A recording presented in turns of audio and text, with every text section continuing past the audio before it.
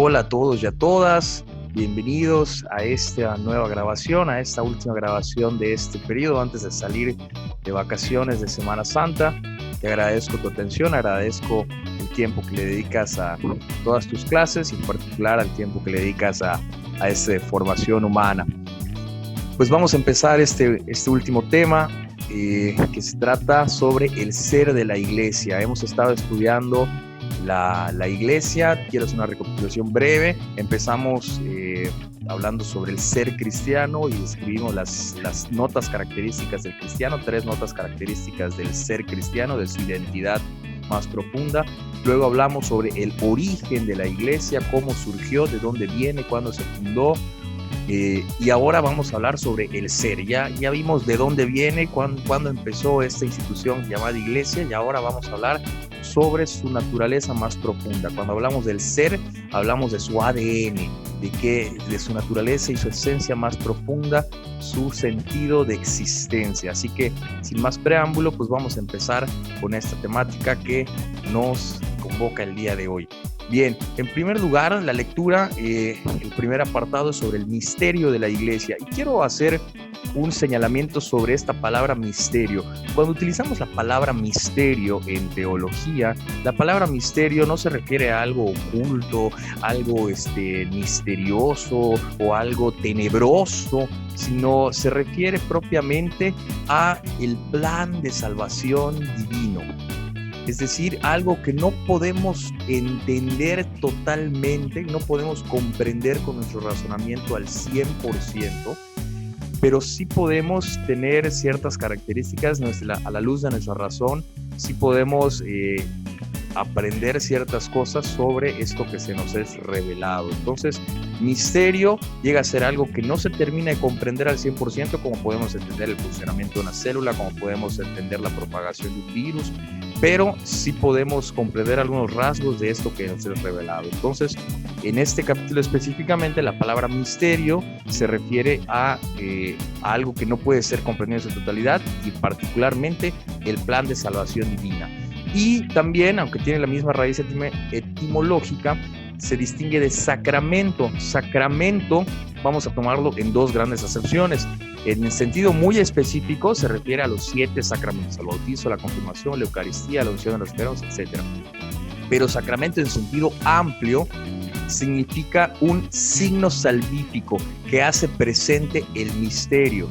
Por ejemplo, en el sacramento del bautismo nosotros somos ungidos y somos inmersos en agua, y ese signo de ser inmersos en agua hace realidad algún misterio, el misterio de ser ahora miembros de la iglesia.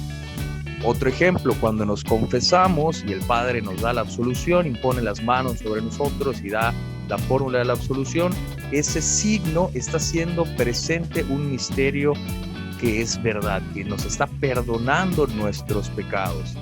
Y así cada uno de los sacramentos hacen presente la realidad que significan.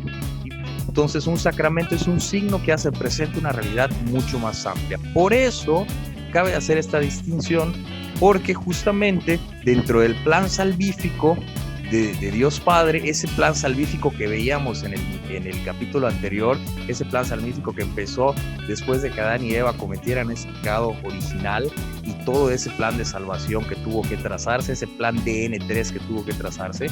Bueno, por eso vamos a decir de dónde viene la iglesia. Dentro del deseo del Padre, y el deseo del Padre es que todos los seres humanos se salven. El signo, la realización de este deseo del Padre lo hace el Hijo.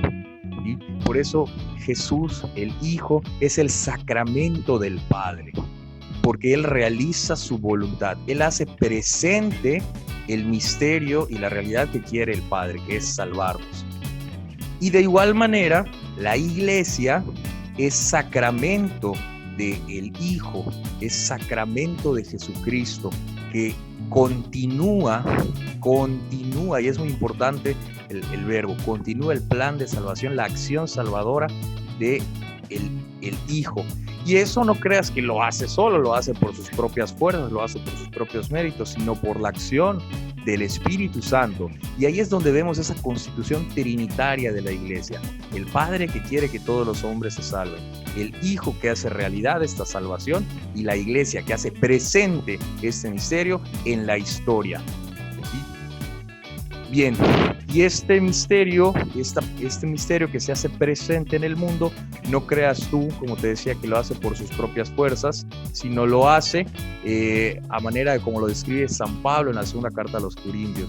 Es un tesoro, el hacer realidad de esto es un tesoro que llevamos en vasijas de barro, porque nos sobrepasa.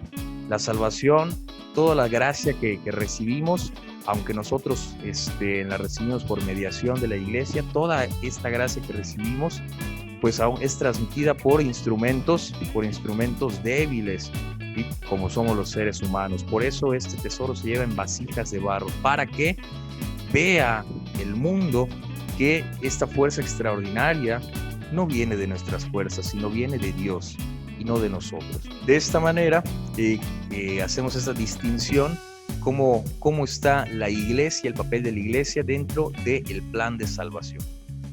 El segundo apartado de la lectura habla sobre las imágenes de la iglesia.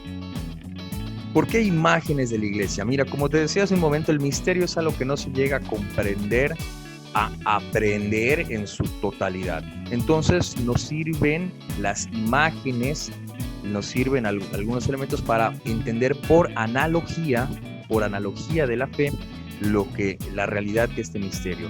Y hay muchas imágenes de la iglesia, pero en este documento nos centramos en 3 que son autoría de San Pablo. Nos interesa la imagen de el templo de Dios, la iglesia como templo de Dios, la iglesia como cuerpo de Cristo y la iglesia como pueblo de Dios, como templo, como cuerpo y como pueblo de Dios. Así que vamos a profundizar un poquitito en cada una de estas 3 imágenes de la iglesia. En primer lugar, permíteme hablarte sobre esta imagen que es el pueblo de Dios. Ya vimos en el video anterior, y esta diapositiva, ojalá te refresque un poco la memoria, que este pueblo de Dios se fue constituyendo en diferentes etapas. Empezó con la llamada Abraham, luego con la llamada Moisés. La llamada Moisés es muy importante porque justamente con Moisés es cuando Dios hace suyo a ese pueblo a través de la antigua alianza. Una alianza que es sellada por la ley del amor, que son los 10 mandamientos. Y sigue ese plan de salvación, se sigue constituyendo ese pueblo a través de los reyes, a través de los profetas, a través incluso de las situaciones difíciles como los exilios, hasta que Jesucristo se hace presente en la historia y constituye un nuevo pueblo de Dios, que se funda justamente, tú lo recuerdas muy bien, en Pentecostés. Efectivamente, la antigua alianza tenía como su figura principal a Moisés, porque él, que había recibido de Dios y veía a Dios cara a cara, había recibido estas tablas de la ley y era el profeta de la antigua alianza. Pero la nueva alianza tiene como figura principal a Jesús, quien lleva a su plenitud esa alianza que ya había constituido Dios con Israel. ¿En qué sentido lo hace pleno? En el sentido de que ya no es solo para un solo pueblo, una sola geografía, una sola raza, sino la hace universal. Y bueno, este pueblo de Dios, ya habrás leído que tiene diferentes características. Quisiera comentarte alguna de ellas. Por ejemplo, este pueblo de Dios ha sido elegido, ha sido adquirido para Dios, ¿sí? Tiene una nueva ley como pueblo que es, tiene una ley que es la ley del amor, el mandamiento del amor: ámense los unos a los otros como Jesús nos ha amado. Y la misión es justamente hacer presente la salvación, hacer presente el misterio de Dios en la tierra. Su identidad, para terminar con una característica, su identidad constituye que cada uno de los miembros de este pueblo de Dios, así como tú y como yo, somos libres. Así como el pueblo de Israel fue liberado de la esclavitud política, nosotros somos liberados de la esclavitud del pecado. Solos no lo hubiésemos podido hacer. Esto se realiza gracias a la obra redentora de Jesús, que celebraremos la próxima semana en Semana Santa. La segunda imagen que nos ayuda a entender el misterio de la iglesia es entender la iglesia como cuerpo de Cristo. Y otra imagen de San Pablo nos ayuda a entenderlo, el texto de la primera carta a los Corintios, en donde habla sobre el cuerpo. Te invito a leerlo en estos ratos tal vez de ocio que tengas. Este versículo dice, así como el cuerpo es uno, nuestro cuerpo es uno, y tiene muchos miembros, como dijimos la vez pasada, la mano, el ojo, el oído, el estómago, los pies, pero todos los miembros del cuerpo, siendo muchos, forman un solo cuerpo. Y así como hay una sola cabeza, también hay una sola cabeza de este cuerpo, que es la iglesia, y esa cabeza es Jesucristo. Tres características queremos resaltar de esta imagen. ¿En qué nos ayuda a comprender esta imagen de cuerpo de Cristo? La iglesia, la realidad de la iglesia. Bueno, en primero, entender que Cristo es la cabeza, es quien dirige, es quien lleva. Así como sabemos que nuestro cerebro es el que toma nuestras decisiones, mi decisión de qué hago, a qué horas me levanto, a qué horas hago mi tarea, qué me gusta, a qué me dedico, mis pasatiempos, todo eso. Bueno, en el caso de la iglesia, Cristo es la cabeza, Cristo es quien toma la decisión, quien toma la delantera y quien conduce este pueblo de Dios. El segundo punto que nos da esta imagen es que hay una comunión entre los creyentes, es decir, así como en los órganos de nuestro cuerpo hay armonía, ¿sí? El ojo de alguna manera está vinculado con nuestros sentidos, toda nuestra piel está en contacto, nuestras terminales nerviosas, etcétera. Pues así también todos los creyentes, todos los que formamos la iglesia, estamos en comunión de fraternidad, en comunión de caridad, etcétera. Como ahorita están surgiendo muchas obras, muchas muestras de fraternidad ante esta emergencia sanitaria que tenemos. Y el tercer punto que nos permite clarificar esta imagen de cuerpo de Cristo es que seguimos los criterios y valores de Cristo. La iglesia, como cuerpo de Cristo, sigue los mismos criterios y valores y principios de Cristo. Por eso se dice que Cristo es el esposo de la iglesia, o que la iglesia es esposa de Cristo, en el sentido de que hay una unión íntima entre todos los que pertenecemos a ella y la cabeza de la iglesia, que es Jesucristo. La última imagen que nos ayuda a entender el misterio de la iglesia es saber que la iglesia es templo de Dios. Y esta imagen hace mucha referencia al Antiguo Testamento. Mira, en el Antiguo Testamento, el templo de Dios, esta es una recreación de cómo habría sido el templo de Dios, el templo de Jerusalén, el templo de los israelitas. El templo representaba el lugar de la presencia, el lugar privilegiado de la presencia de Dios. Y ahí en lo más íntimo del templo es donde se conservaba lo que se llamaba el Arca de la Alianza, que contenía las tablas de la ley, que contenía el bastón de Moisés y que contenía, se decía, un pedazo del maná que cayó del desierto en el éxodo de los israelitas. Este templo fue destruido y ahorita solamente queda de las ruinas de ese templo el famoso Muro de los Lamentos, que si alguna vez tienes la oportunidad de visitarlo, donde te tienes que poner una kipá, este Muro de los Lamentos es apenas un cimiento, ni siquiera llegó a ser un muro, es un cimiento de lo que era este templo, para que te des una idea de la magnitud que representaba este templo para los israelitas. Algo así como lo que representa el Vaticano, lo que representa ahorita la Plaza de San Pedro para nosotros católicos. Bueno, este templo de la Antigua Alianza, ¿sí?, era el lugar privilegiado de la presencia de Dios, como te decía. El nuevo templo, el nuevo lugar privilegiado de la presencia de Dios por la Nueva Alianza es la iglesia. Y la iglesia que está presente ya no solamente en una construcción física, ya no solamente en un templo de piedra, sino que está presente en todos lados, en cada miembro de la iglesia, en cada miembro que ha sido bautizado.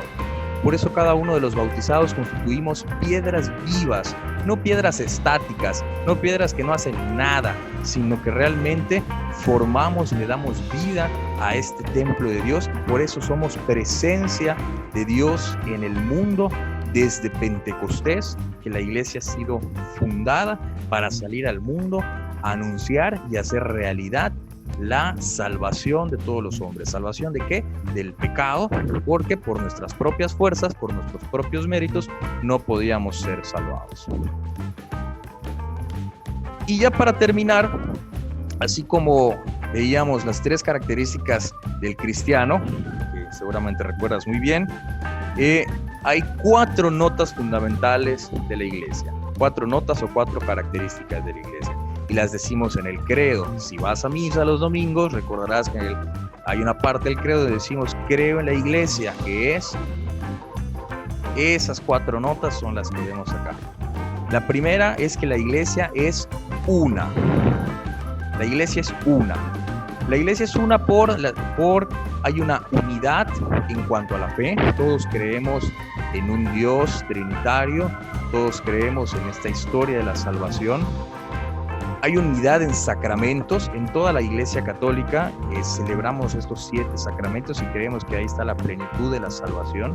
Y además hay una unidad en la sucesión de los apóstoles. Es decir, tenemos un registro histórico desde Pedro hace 2000 años hasta el Papa Francisco el día de hoy, de que esa iglesia que fundó Cristo es la misma que persevera hoy, 2000 años después de haber sido fundada.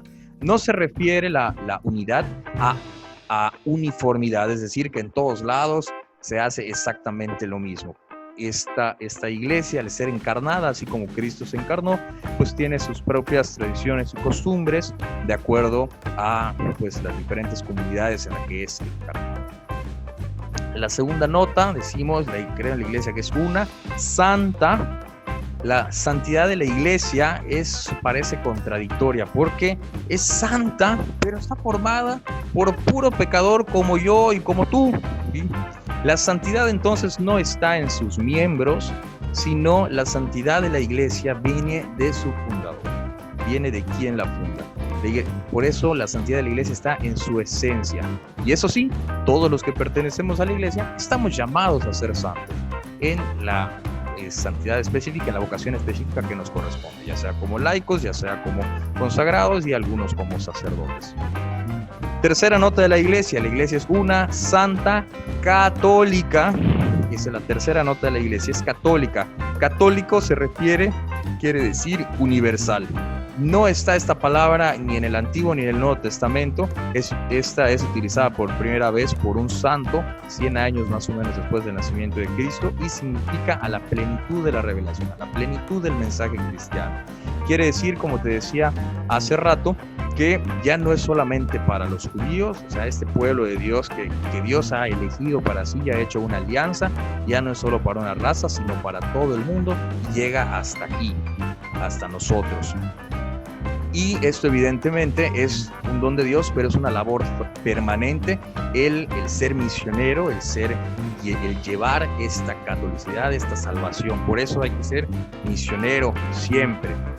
Y finalmente la última característica de la iglesia es que es apostólica, y es apostólica porque el fundamento de esa iglesia, los 12 grandes pilares de esa iglesia son los 12 apóstoles. Así, paréntesis histórico, así como el pueblo de Israel, ¿te acuerdas? Estuvo constituido en 12 tribus y era así como que la base del pueblo de Israel. La iglesia, que es el nuevo pueblo de Dios, está constituida, está fundamentada, está cimentada en 12 apóstoles. Y esta continuidad que te mencionaba hace rato nos da la certeza y la seguridad de que es la misma iglesia que Cristo fundó. Bien, pues espero que este momento te haya servido para sintetizar estas ideas, para clarificarte. Se valen dudas, se valen preguntas, para poder tener bien claro este último tema. Vamos a seguir trabajando en este tema al regreso de vacaciones. Yo te agradezco tu atención y pues que sirva este video como una pequeña despedida, que tengas un buen tiempo de Semana Santa. Procura estar también cerca de la familia y en la medida de lo posible vivir los misterios que vamos a celebrar sin olvidar que estos misterios constituyen lo más fundamental y lo más esencial de nosotros. Hemos sido salvados, hemos sido liberados de una esclavitud por la muerte y resurrección de Jesucristo. A Él la gloria y el poder por los siglos de los siglos. Te mando un abrazo, esperando que te encuentres bien, tú y toda tu familia, y nos vemos muy pronto. Paz y bien.